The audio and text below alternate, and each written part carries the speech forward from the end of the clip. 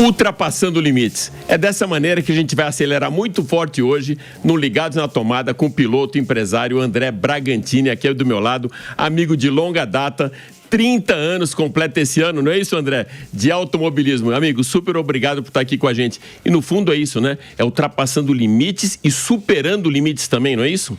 Com certeza, Alex. Obrigado pela oportunidade. Para mim é um prazer estar aqui. E é como você disse, a minha vida ela é literalmente ultrapassando limites, né? Então eu, como portador da síndrome de Tourette e piloto, tive que vir superando os obstáculos tanto dentro como fora das pistas. E eu já vou aqui, a gente normalmente ganha o presente de quem vem, eu já vi aqui um livro, tenho certeza que esse livro é para mim, já quero mostrar para vocês aqui, o livro Ultrapassando Limites, depois a gente vai fazer um pack shot, vou ler com certeza, mas quero primeiro, antes da gente falar da tua carreira, André, um pouquinho como que foi essa história de superar esses limites, né? Você tem uma carreira aí vitoriosa, campeão várias vezes brasileiro, campeão paulista, participa de endurance, e superando limites e superando uma dificuldade, né? A síndrome de Tourette, que até ontem eu falava, até agora há pouquinho eu falava Tourette, mas ele já me ensinou que é Tourette, né? Como foi isso? Como foi essa virada da chave para você? Essa virada da chave, Alex, é o que eu falo, são coisas que eu agradeço muito a Deus, né? Por ter colocado. Hoje eu agradeço a Deus por ter colocado a síndrome na minha vida. Durante muitos anos mais novo eu não compreendia o porquê que eu tive que vir com ela, o porquê que eu tive que passar por tudo que eu passei durante minha vida, as dificuldades que eu passei, entre bullying, preconceito e tudo mais. Mas hoje eu aprendi a compreender que ela veio para me ensinar. Ela é minha maior professora na vida. Então, eu criei esse projeto Ultrapassando Limites após ter praticamente me curado, porque a síndrome de Tourette, ela não tem cura, né? Os espasmos, eles não cessam nunca. Mas eu fiz tratamentos e fiz uma cirurgia em 2008, que consiste na instalação de um marca-passo ligado ao cérebro com 2 eletrodos, e ele emite estímulos para controlar os espasmos. Foi no Brasil isso, Bragantini? Foi no Brasil. O doutor que fez, o doutor Oswaldo Vilela, ele é um médico de Goiânia. Eu fiz no Instituto Neurológico de Goiânia em 2008. E eu fui começar a realmente ter reflexos de melhora da minha síndrome depois de uns 2, 3 anos. E hoje eu me encontro praticamente 90% curado. E o projeto Ultrapassando Limites foi criado justamente por mim, para justamente atingir as pessoas, não só quem tem Tourette, tá? Mas qualquer pessoa que sofra de uma condição especial, para mostrar para elas que tudo é possível na vida, que nós podemos ser vitoriosos, independente das nossas condições. Eu sou um vitorioso na minha vida, até mais do que no esporte. O esporte, ele me salvou na vida, porque o esporte te traz foco, disciplina e tudo mais. E eu consegui, durante minha vida inteira, trabalhar com esses dois paralelamente, essas duas coisas. E hoje no meu projeto Ultrapassando Limites, além da biografia e das palestras motivacionais que eu faço, eu também faço ações sociais que eu atinjo pessoas que precisam de uma conscientização, de uma palavra bacana. André, e é bem complicado imaginar, por exemplo, há 30 anos atrás, quando você começou, é diferente de hoje. Hoje, com a globalização, com a internet, com uma conscientização maior, eu vejo isso até em cima de próprio autismo. Antigamente as pessoas chamavam aquele menino mal educado, né? Não conseguia rotular aquilo com uma patologia. Então era muito mais difícil. Imagino para você. Como foi essa tua primeira entrada no automobilismo e que tipo de preconceito você recebeu ou como você foi acolhido? Foi muito bacana, porque assim, minha família já sendo tradicional do automobilismo, meu pai, né, o André Bragantini, ele é um grande engenheiro, chefe de equipe, em várias categorias que ele passou, e meu tio, o Arthur, infelizmente já falecido, mas o Arthur foi um grande piloto. Então, quando eu estreiei no automobilismo, a minha família já trabalhava, então as pessoas já me conheciam no meio, elas já compreendiam mais o que eu tinha, né?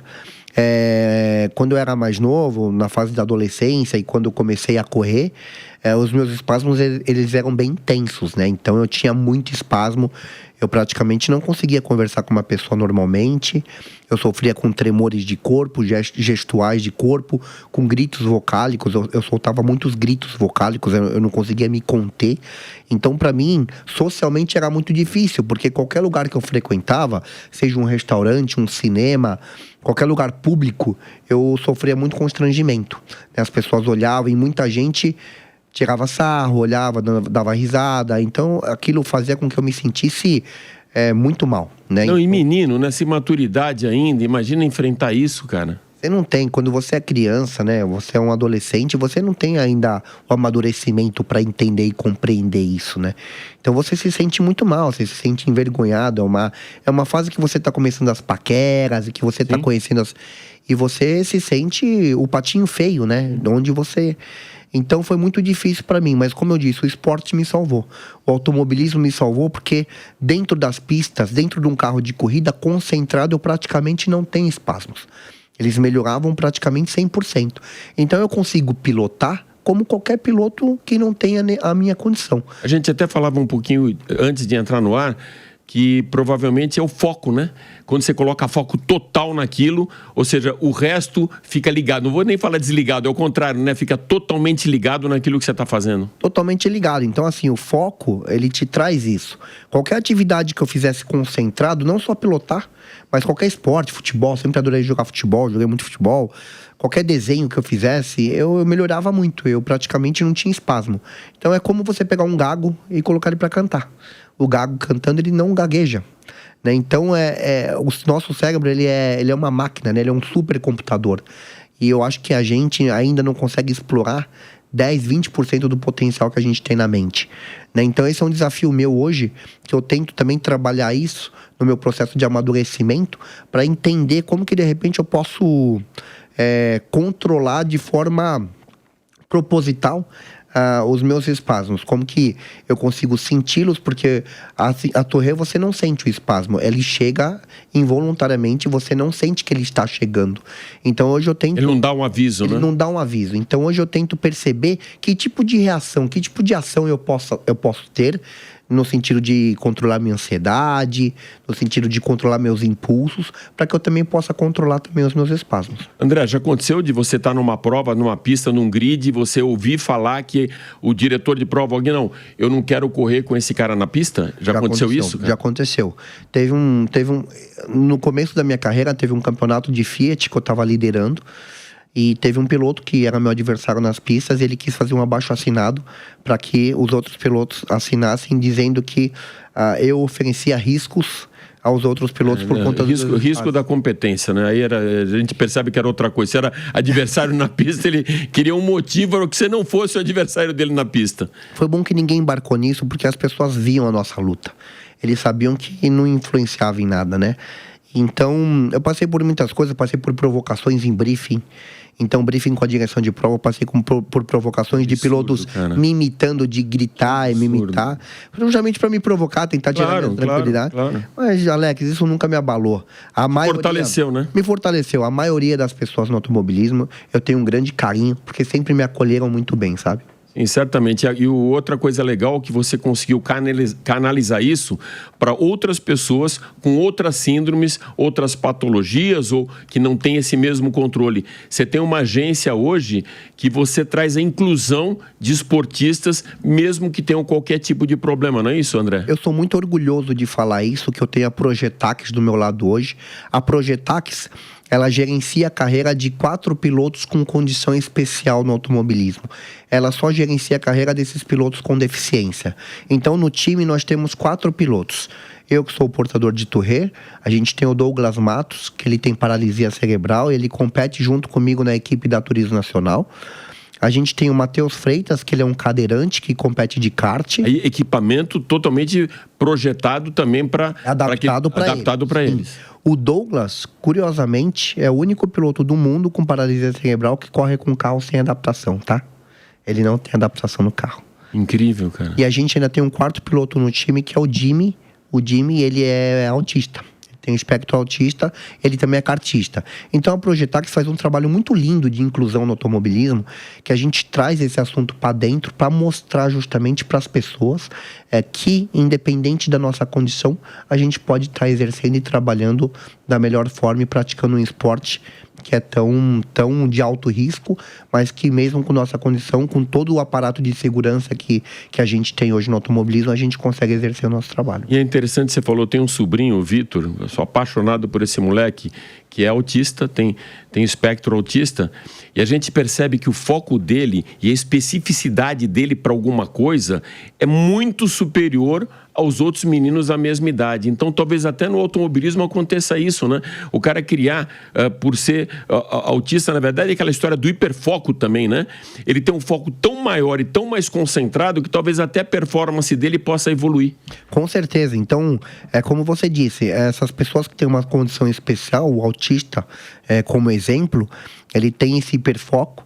E justamente ele, dentro do mundo dele, ele consegue estabelecer um padrão de concentração e consegue ter um desempenho super bacana. André, voltando um pouquinho agora no tempo, assim, uma linha do tempo do nosso automobilismo. Uma coisa que eu sinto muita falta aqui, eu queria a tua opinião agora como piloto, é se não falta uma categoria de base ou categorias de base de Fórmula, porque a gente sempre mostrou ao longo na nossa história que a gente tem um celeiro muito grande de pilotos que foram para fora e com grande sucesso. Tá aí Felipe Massa, tá Ayrton Senna, tá Rubinho Barrichello, Fragua, mas muita gente mesmo, que veio de uma época, como a gente comentava, de Fórmula Chevrolet, de Fórmula Ford. E não tem mais isso, ou seja, a gente não tem mais base, o Brasil não é mais autossuficiente para criar esse piloto e, de repente, até para construir uma carreira aqui ou lá fora, mas ele tem que ir lá para fora para evoluir na Fórmula? Infelizmente, Alex, a gente ainda não possui, né? A gente tinha, décadas atrás, uma Fórmula 3 muito forte, né? Tanto no Brasil quanto na América do Sul. E a gente tinha categorias mais de base de Fórmula hoje. Hoje nós temos algumas categorias regionais, como por exemplo a Fórmula 1600, a Fórmula V, a gente tem a Fórmula Delta, que são categorias regionais no Campeonato Paulista, são categorias mais acessíveis financeiramente.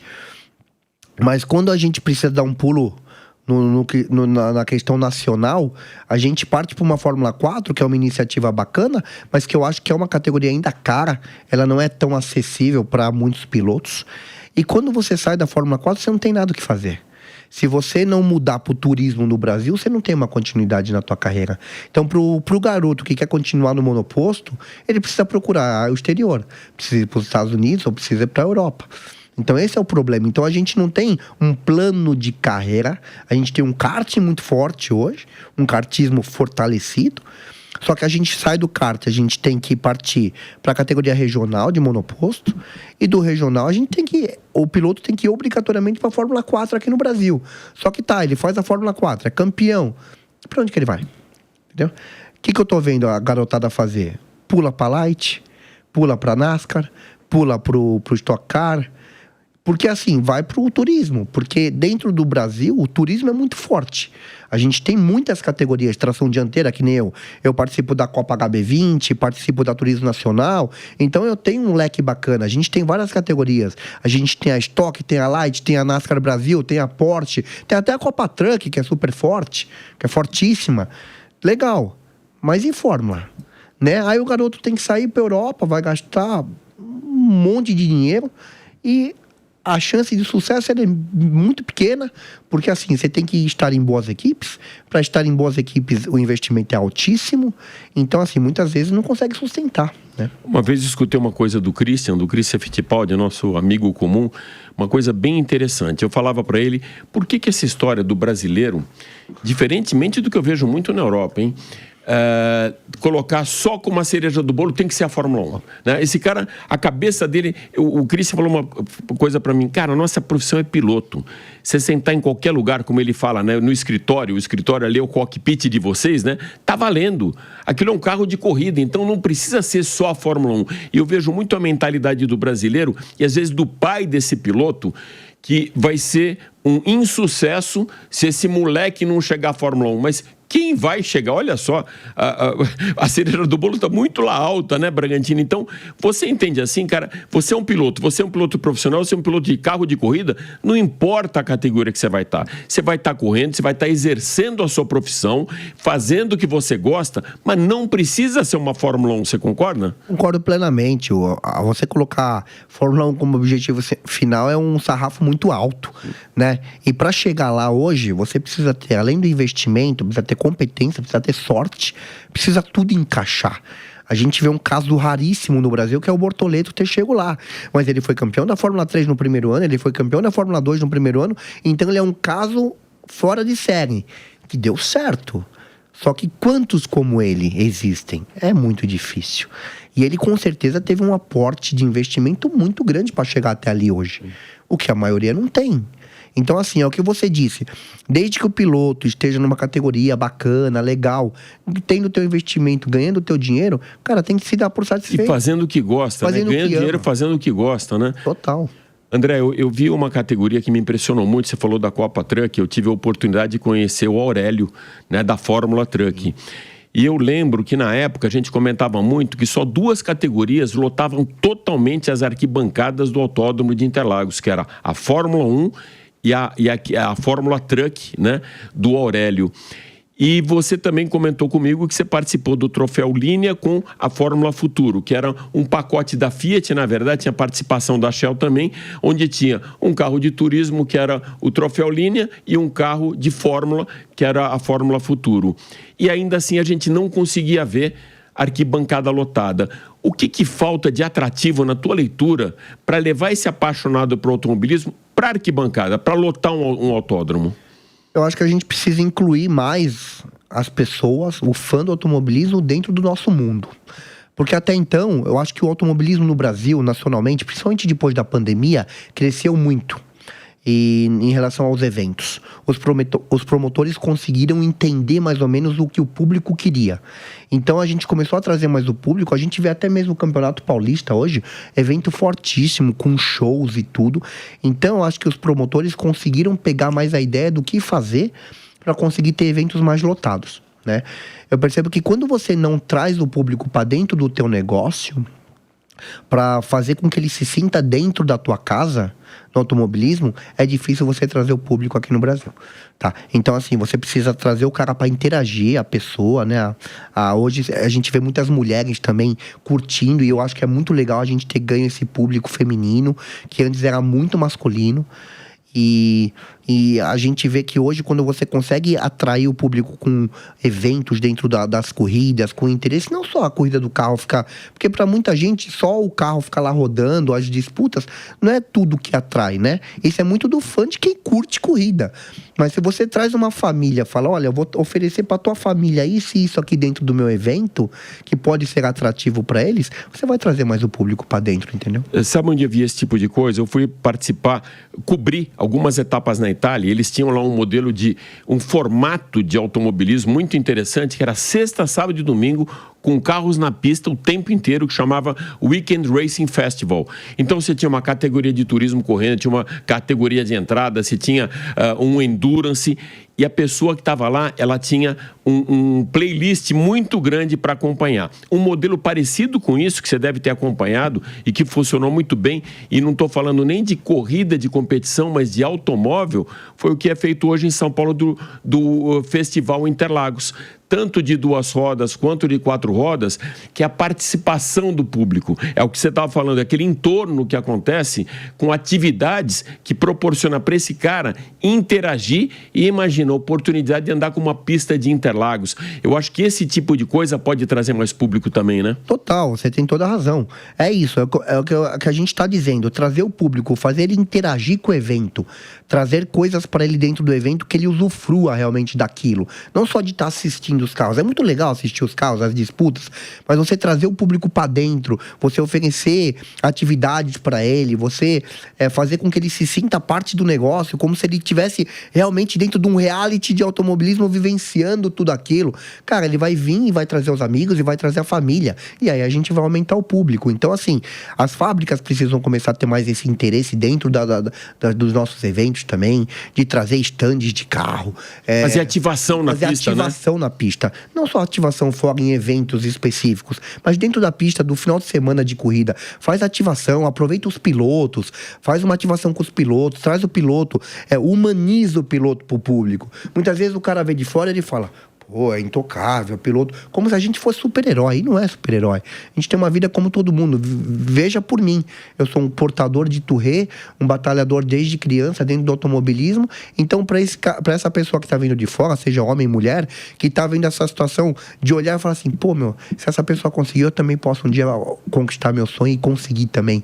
Então, tipo assim, traz para dentro, entendeu? Oferece esse tipo de ação pro público, faz ele se sentir dentro do teu negócio, que aí vai trazer, o interesse vai vir. Um formato que me surpreendeu muito positivamente foi a WEC São Paulo agora, que aconteceu há 2 semanas, principalmente com essa interação que você falou. Eu via muito nos Estados Unidos, por exemplo, na Indy, na NASCAR, mais modelos de corridas americanas, norte-americanas, daquela história do Hero Card e o piloto assinar. A gente já teve isso aqui muito na Stock, mas eu não via isso numa categoria FIA, como a WEC.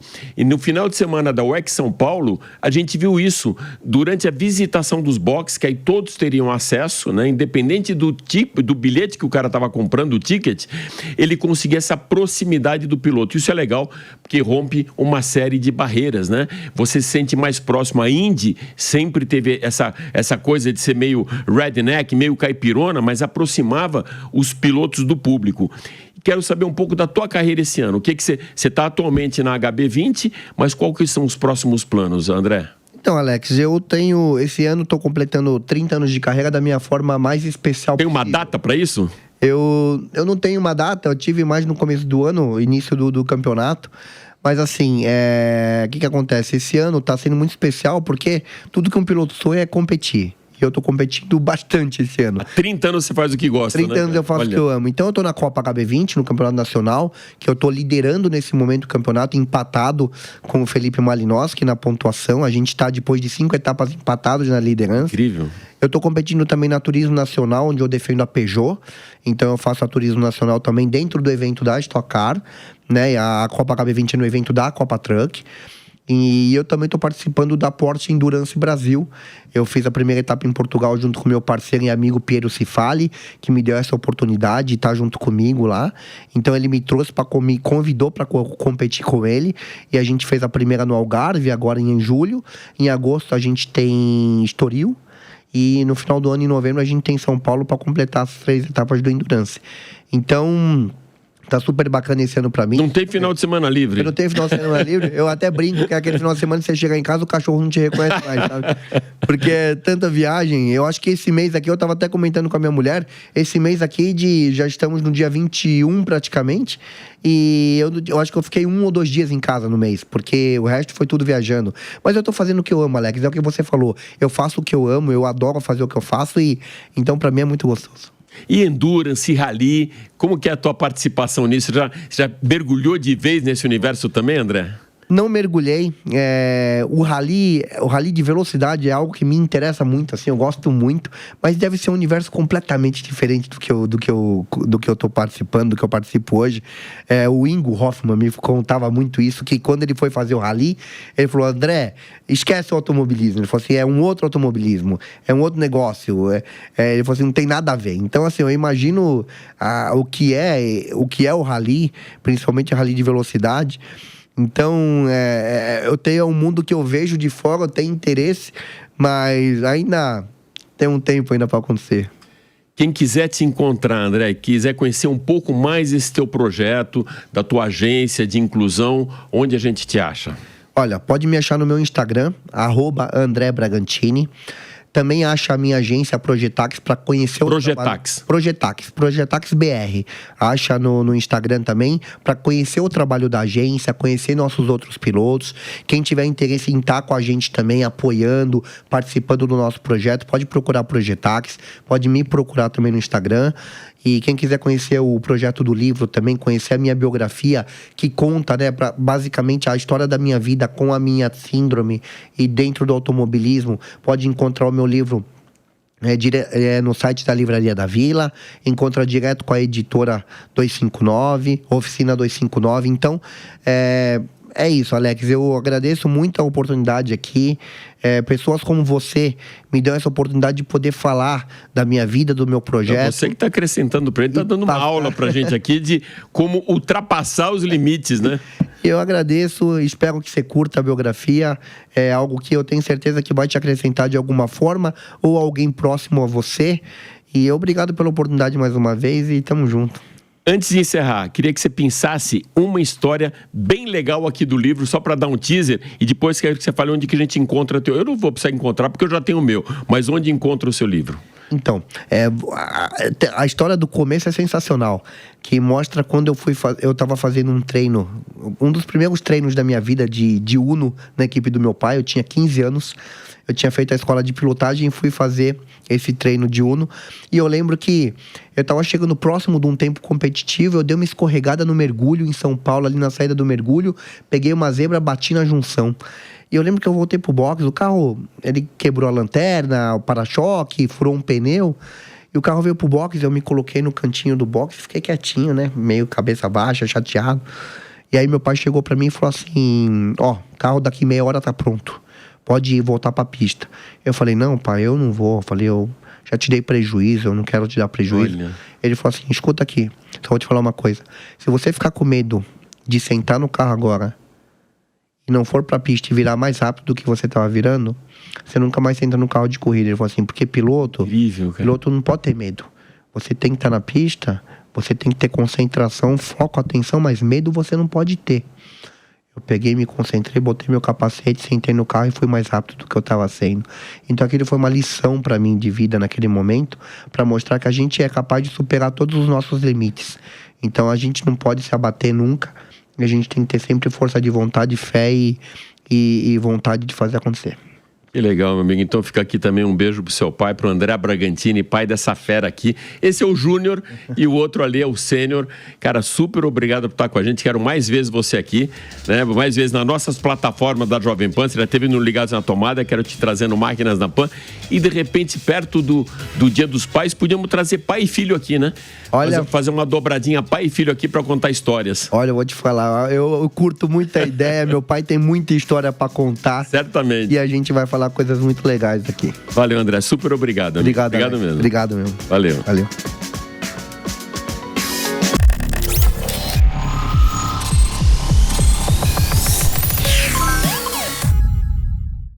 A opinião dos nossos comentaristas não reflete necessariamente a opinião do Grupo Jovem Pan de Comunicação. Realização Jovem Pan.